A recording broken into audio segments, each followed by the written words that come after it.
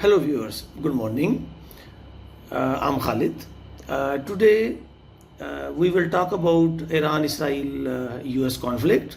A lot of has been said already, but we try to sum up what is the future prospects, what's the background, and in which direction the situation is going on. Let's start with from allies to adversaries. How did Iran, Israel, and US go from close cooperation to bitter confrontation? Why has this rivalry shaped Middle Eastern politics for more than 4 decades? To answer these questions, we need to go back more than 70 years. In 1950s, Iran was one of the America's closest ally in the Middle East.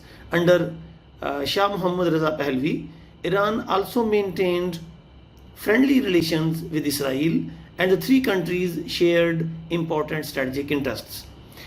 Everything started changing in 1953 when Iranian Prime Minister Mohammad Mossadegh nationalized Iran's oil industry, including British-owned Anglo-Iranian Oil Company, now known as British Petroleum. Britain strongly opposed the move and together with the US supported a covert operation that removed Mossadegh from power and strengthened the Shah Iran's role. While Washington viewed this as operations of the Cold War strategy, many Iranians saw it as foreign interference in their country's sovereignty. That event planted a deep mistrust that would shape Iranian politics for coming generations. The biggest turning point came in 1979, my apology. Iranian Revolution overthrew the Shah Iran and Ayatollah Ruhollah Khamenei established the Islamic Republic of Iran. Iran cuts diplomatic ties with Israel, declared the United States its principal adversary, and later that year, Iranian students seized the US embassy in Tehran, holding 52 American diplomats hostage for 444 days.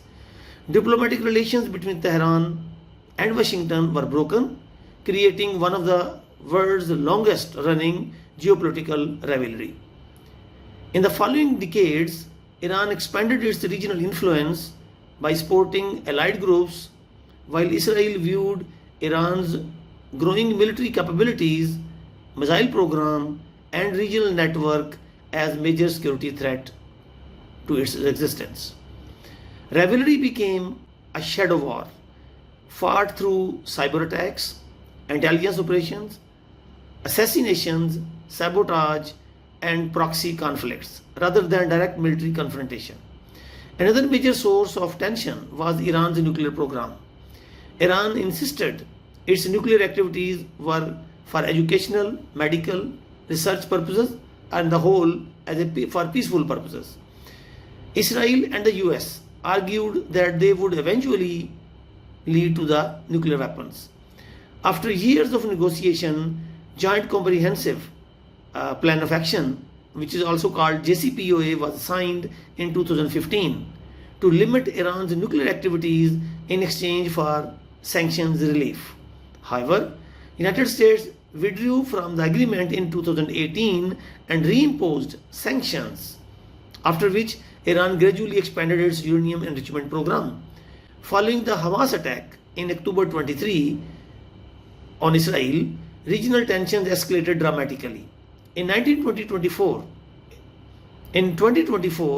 Iran and Israel exchanged direct missile and drone attacks for the first time on an unprecedented scale. Decades-long shadow war becomes an open confrontation. Now we need to see, this was a little background, we need to see the war, its consequences, and what comes next. The long-running rivalry had finally erupted into a direct conflict, but what did each side hope to achieve and at what cost? Let's start it with road to the war. Following the regional escalation, Israel intensified military operations against Hamas, while clashes involving Iran-backed groups spread across Lebanon, Syria, Iraq, and the Red Sea. United States reinforced its military presence to support Israel and discourage a broader regional war. As tensions escalated, Iran and Israel exchanged direct missile and drone attacks, bringing decades of indirect confrontation into an open war. Each side entered the conflict with different objectives. Israel said its goal were to weaken Iran's military capabilities, prevent Iran from developing a nuclear weapon, reduce the threat posed by Iran-backed groups, and improve Israel's long-term security. On the other hand, Iran said it was defending its sovereignty, responding to Israeli attacks, preventing its missile deterrent, preserving its missile deterrent, and continuing what it described as peaceful nuclear program. US said its objective were to support Israel's security, prevent Iran from obtaining a nuclear weapon, protect American personnel and allies, and prevent a wider regional war.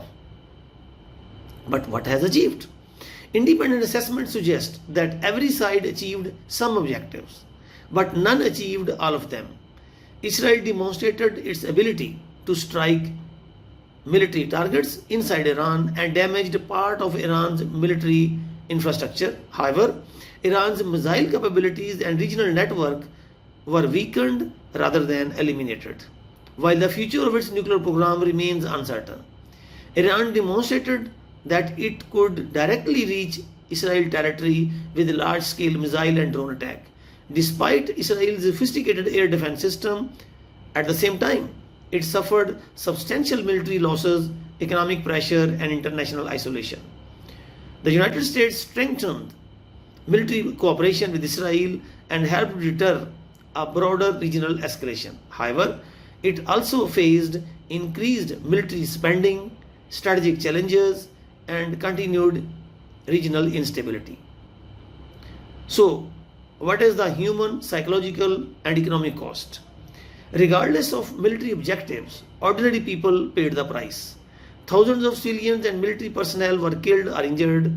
Families lost their loved ones, homes, and livelihoods. Entire communities experienced displacement and repeated disruption.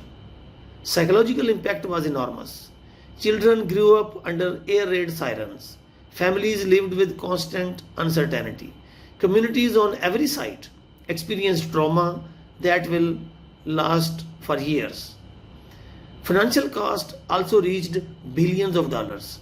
Military operations, damaged infrastructure, disrupted trade, volatile energy markets, and increased security spending affected not only the countries involved but also a wider global economy also affected.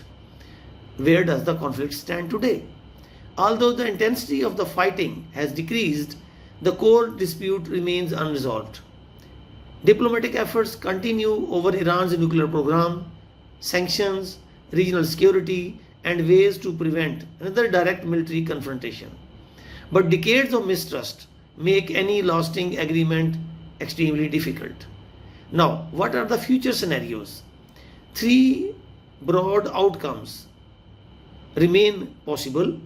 Number one, the first is renewed diplomacy leading to stronger nuclear monitoring, phased sanctions relief, and reduced regional tension.